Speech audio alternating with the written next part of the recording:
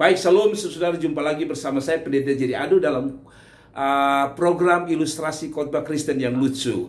Tema kita adalah keluarga yang Alkitabiah. Ada sebuah cerita, Marcelina dia hamil anak yang kelima. Jadi atau 5 anak. Jadi yang pertama sampai yang keempat, saudara, anak pertama sampai anak yang keempat, Marcelina ini melahirkan semuanya laki-laki. Suaminya bernama Tinus. Pacetinus akhirnya mengambil keputusan karena dia pikir supaya jadi orang Kristen yang baik, dia beri nama semua. 4 anak itu dia beri nama. Satu, yang anak yang pertama dia kasih nama Matius. Anak yang kedua dia kasih nama Markus. Anak yang ketiga dia kasih nama Lukas. Dan anak yang keempat dia kasih nama Yohanes. Namun mereka berdua masih mau cari anak lagi. Jadi kalau bisa tambah satu lagi, anak kelima, yaitu perempuan. Jadi mereka berdoa supaya anak yang kelima kalau boleh cewek. Karena sudah 4 itu laki-laki semua. Jadi dia kasih nama Alkitab semua, Matius, Markus, Lukas, dan Yohanes. Jadi mereka bergumul supaya dapat anak cewek. Namun saudara-saudara, waktu istrinya hamil yang kelima, mereka ke dokter. Dan pada waktu mereka ke dokter, ternyata setelah di USG, hasilnya adalah masih sama. Anak yang kelima ini laki-laki, saudara-saudara. Jadi Marcelina bilang kepada Pacetinus, suaminya, "Aduh sayang, yang ini kau mau kasih nama siapa lagi? Karena 4 anak itu kau sudah kasih nama Matius, Markus, Lukas, Yohanes. Ini anak laki-laki, kau mau kasih nama siapa sudah yang kelima ini?" Pacetinus berkata, kasih nama dia Kisah Para Rasul. Jadi karena ini anak kelima, akhirnya Tinus bilang begini, kalau sudah ada Matius, Markus, Lukas, Yohanes, yang kelima ini kasih nama dia Kisah Para Rasul, saudara. Marcelina karena jengkel di rumah sakit setelah melahirkan, Marcelina berteriak, "Kaskado!" atau kaskaduk, orang Kupang bilang, "Kaskaduk kau bikin saya beranak seperti perjanjian baru. Kau pikir saya Alkitab perjanjian baru kah?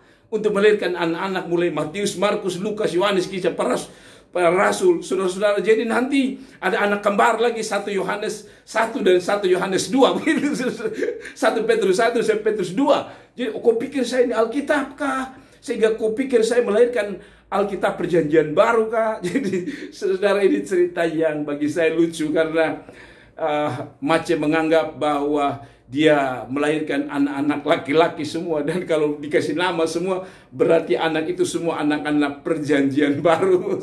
Nah saudara, ini cerita yang bagi saya lucu karena ini cerita yang tentu bukan kisah nyata, tetapi sesuatu yang menarik untuk kita. Nah, apa kata Alkitab mengenai kehidupan kita? Mengenai kehidupan kita. Dari cerita tadi saya belajar bahwa ternyata Pacetinus mau lahirkan anak-anak perjanjian baru. Jadi Matius, Markus, Lukas, Yohanes, Kisah Para Rasul. Saudara, nanti pasti ada yang nama Korintus. Anak kembar semua tuh. 1 Korintus, 2 Korintus, saudara, dan sebagainya. Nah, tapi kita tinggalkan sedikit cerita tadi. Saya berharap saudara tidak dapat ide ini. Betul juga ya, kalau saya punya anak nanti kalau lahir saya mau kasih nama Matius, Markus, Lukas, Yohanes, dan Kisah Para Rasul.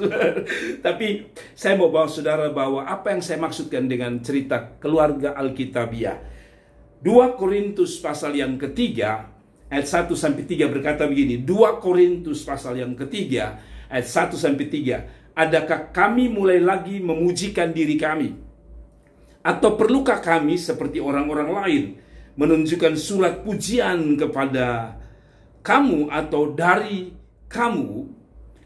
Ayat yang kedua dari 2 Korintus 3, kamu adalah surat pujian kami yang tertulis dalam hati kami dan yang dikenal dan yang dapat dibaca semua orang. Ayat yang ketiga, karena telah ternyata bahwa kamu adalah surat Kristus yang ditulis oleh pelayanan kami, ditulis bukan dengan tinta, tapi dengan roh dari Allah yang hidup, bukan kepada loh-loh batu, melainkan kepada loh-loh daging, yaitu di dalam hati manusia. Saudara, kelihatannya tadi lucu bahwa istrinya bilang, kau pikir saya ini mau melahirkan anak-anak perjanjian baru kah? Atau kau pikir saya Alkitab kah? Sehingga semua anak-anak kita kau kasih nama semua surat yang ada di perjanjian baru semua. Tapi dari ini saya belajar bahwa betul Paulus pernah menasihati kita bahwa kita adalah Alkitab yang tertulis.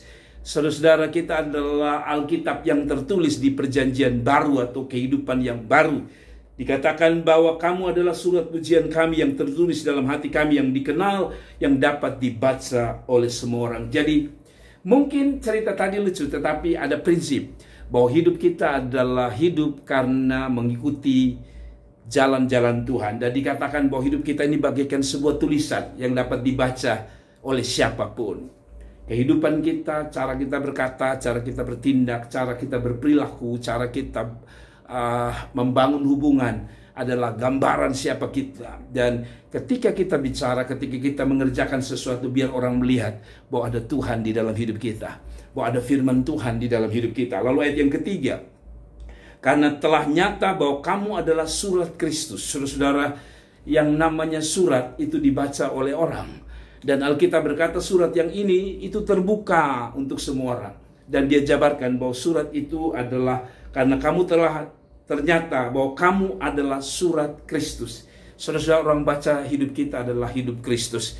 Pola berpikir kita harus pola Kristus. Cara bicara kita adalah cara bicara Kristus. Cara bertindak kita adalah cara Kristus. Sehingga orang melihat sesuatu yang berbeda di dalam kehidupan ini.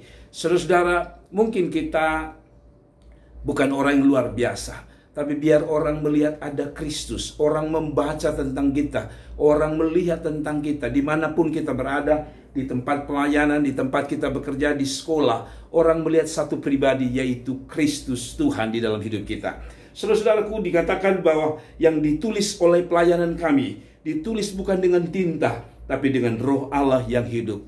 Kehidupan yang dibentuk oleh Tuhan itu berbeda. Kalau tadi dikatakan bukan dengan tinta biasa yang bisa dihapus, delete, tetapi tulisan itu ditulis oleh roh Allah di dalam hati kita. Kalau begitu, saudara, itu berarti bahwa apa yang disebut dengan surat yang mudah dibaca bukan hanya menunjukkan tentang karakter Kristus yang ada di dalam hidup kita, tapi lebih daripada itu dikatakan bahwa ditulis bukan dengan tinta, tapi dengan roh dari Allah. Saudara-saudara, kalau Tuhan yang menulis kehidupan kita, saya percaya dia tidak pernah menulis sebuah cerita tentang kita yang menyakiti hati Tuhan kembali. Saya berharap bahwa waktu Tuhan menulis kehidupan kita, dia membuat sebuah skenario cerita tentang hidup kita. Biar orang mendapati bahwa ada skenario atau ada cerita yang luar biasa yang di dalamnya orang melihat ada Tuhan di balik seluruh cerita kehidupan kita. Saudaraku yang diberkati Tuhan, kalau saudara lihat di dalam Alkitab ada Yusuf, ada Daud. Mereka orang-orang biasa yang oleh Tuhan, oleh kehendak Tuhan, oleh roh Allah, dia menulis tentang kehidupan Yusuf dan kehidupan Daud. Mereka bukan orang-orang super dan sempurna, tapi Alkitab mengatakan dalam perjalanan Tuhan menulis karya atau menulis skenario kehidupan mereka selalu ditulis dengan tuntunan Allah sendiri. Kemana saja Yusuf pergi ada persoalan. Daud juga berdemikian, dia memiliki tantangan dan persoalan. Namun ending dari kehidupan mereka berdua sebagai tokoh yang luar biasa, menjadi orang yang benar-benar dapat orang lihat Tuhan di dalam hidup mereka. Demikian saudara, biar lewat kehidupan kita orang melihat bahwa ada tangan Tuhan yang menulis sejarah kehidupan kita. Dalam perjalanan hidup kita, baik susah maupun senang, baik duka maupun suka, baik cerita yang luar biasa atau biasa-biasa, tetap orang melihat ada cerita Tuhan, ada rekayasa dan skenario Tuhan di dalam hidup kita masing-masing. Kiranya apa yang saya sampaikan dapat memberkati, dan yang paling penting dikatakan bahwa kita adalah Alkitab yang tertulis. Bukan Matius, bukan Markus, bukan Lukas, bukan Yohanes, tapi kita lebih daripada sekedar tulisan-tulisan cetakan tulisan yang mati, kata Alkitab. Karena dikatakan bukan ditulis pada loh-loh batu, melainkan pada loh daging, yaitu di dalam hati manusia. Kita tahu bahwa hukum 10 perintah Tuhan pernah ditulis oleh Tuhan Allah sendiri di loh-loh batu. Kalau saya boleh gambarkan bahwa perjanjian lama ditulis di loh-loh batu, gambaran daripada orang Israel yang hatinya keras, hatinya membatu, sehingga tulisan itu kelihatannya tertulis di depan, tapi tidak bisa mengubah batu itu sendiri. Seolah-olah tulisan itu hanya bisa terlihat di luar, tapi tidak bisa masuk sampai di dalam, karena cetakan tulisan itu hanya di atas batu itu. Tapi kita tahu bahwa akhirnya loh batu itu dihancurkan. Sebuah gambaran kehidupan orang Israel yang keras kepala, tegar tengkuk. Tuhan seperti tidak bisa menulis firman Allah di dalam hati mereka, karena bagaikan batu, hati mereka begitu keras. Padahal mujizat terjadi, laut Teberau dibelah menjadi dua. Saudara-saudara, pada waktu mereka mau makan, Tuhan kirimkan mana dari surga. Pada waktu mereka haus, Tuhan kirimkan air dari batu. Tapi itu tidak bisa melembutkan hati mereka, sehingga kebenaran firman Tuhan bisa tertulis di dalam hati mereka.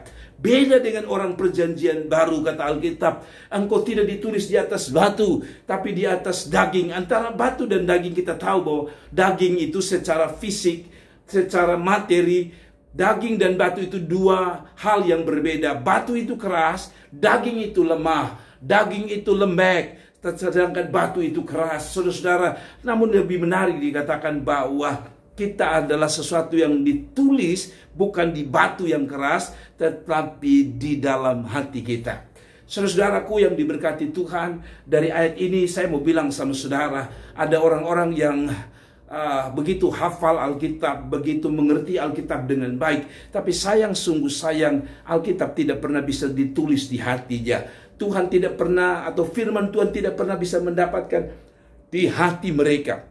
Yang ada adalah kekerasan hati. Ketika dengar firman Tuhan orang tersinggung, ketika dengar firman Tuhan orang keraskan hati. Tapi Alkitab bilang, biarlah kita menjadi orang yang pada waktu firman Allah datang dalam hidup kita, kita bukan jadi orang yang keras bagaikan batu, tapi kita menjadi lembut di dalam menerima kebenaran firman Allah. Dan pada waktu kita lembut, saya percaya firman Tuhan itu akan lebih mudah masuk dan merasuki hati kita. Dan saya percaya bahwa ketika firman Tuhan itu bisa masuk dan merasuk hati kita, Alkitab berkata dia akan berbuah 30, 60, dan 100 kali lipat. Saya percaya bahwa Alkitab juga bicara tentang ilustrasi Yesus, bahwa hati kita itu bagaikan ada yang di tanah yang berbatu, ada yang di tanah yang ada duri-durinya. Tapi Alkitab bilang biar kita jadi tanah yang subur, tanah yang gampang ditanam. Dan bukan hanya gampang ditanam, tapi tanah yang menghasilkan daun yang lebat dan buah yang lebat pula, atau buah yang banyak pula.